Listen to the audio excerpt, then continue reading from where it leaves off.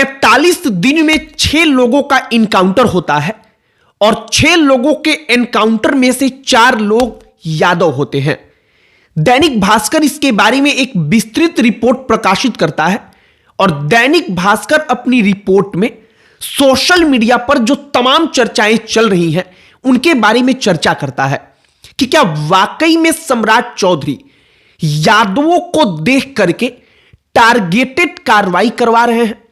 जो बालू माफियाओं का लिस्ट आता है और जमीन माफियाओं का, उस लिस्ट में जब आप देखेंगे तो 11 में से जो जमीन माफिया होते हैं उनमें 8 केवल यादव होता है और 1 मुसलमान होता है।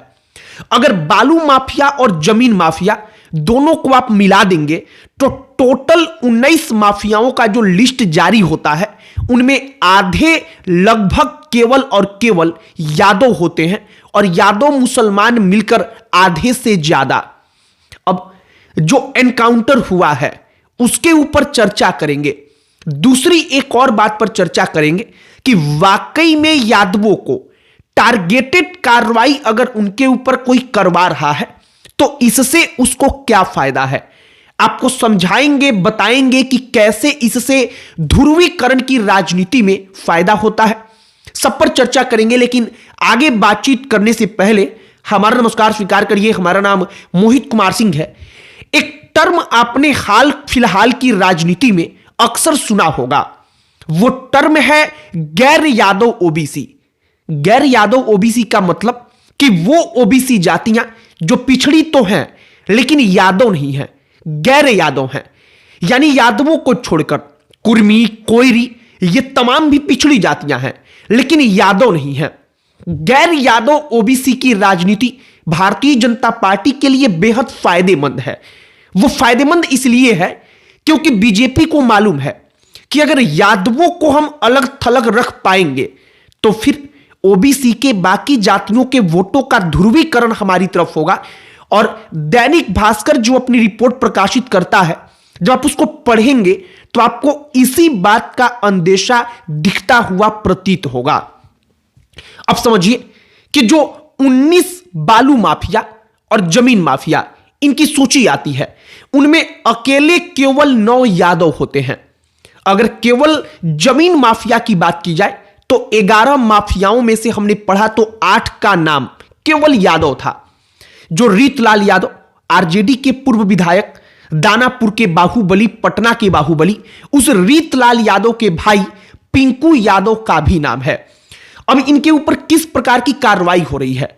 एक होता है कि व्यक्ति को पकड़ के जेल में रखना, उसके ऊपर कानूनी कार्रवाई करना, और दूसरा होता है कि आर्थिक रूप से उसे कमजोर करना।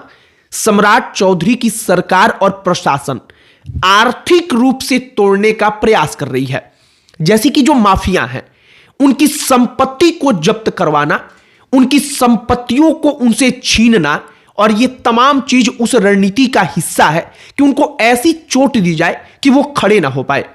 अब ये तमाम चीजें कार्रवाई हो रही हैं, वो अच्छी हैं, लेकिन सोशल मीडिया पर एक धड़ा ऐसा है जिसको खुले तौर पर लगता है कि ये कार्रवाई सिर्फ और सिर्फ एक जाति विशेष के ऊपर की जा रही है, चुन करके की जा रही है। हालांकि 19 के लिस्ट में आप देखेंगे तो यादवों के अलावा अन्य जातियों के लोग हैं, कई अलग अलग जातियों के लोग हैं, हिंदू मुसलमान सब हैं, लेकिन फिर भी एक ही जाति के लोगों की बहुल्यता है। इसके कारण यह सवाल, ये शक पैदा होता है। अब आइए अपने असल मुद्दे पर कि वाकई में अगर ऐसा कुछ हो रहा है तो इससे सम्राट चौधरी को क्या फायदा, बीजेपी को क्या फायदा। सबसे पहले आप समझिए कि यादव अगर अलग थलग रहेगा तो इससे क्या होगा कि जो दूसरी पिछड़ी जातियां हैं वो अपने आप बीजेपी के करीब आएंगी। एक और फैक्टर और एक और ग्राउंड रियलिटी आप जानिए कि यादवों से सीधे तौर पर लड़ाई जो अन्य सशक्त पिछड़ी जातियां हैं, कोयरी, कुर्मी, इनकी इस वक्त पर है। मतलब कहने का है कि अगर यादव जिस खेमे में है ये जातियां उसके विरोधी खेमे की तरफ ऑटोमेटिकली शिफ्ट होती हैं। और भारतीय जनता पार्टी इस बात को समझ चुकी है कि यादवों को बड़ा वोट बैंक जो है उनका, उसको हम छोड़ के भी इन जातियों को एकजुट करके सत्ता में रह सकते हैं। एक बात और आप समझिए, लालू प्रसाद यादव केवल MY समीकरण के सहारे सरकार नहीं चला रहे थे।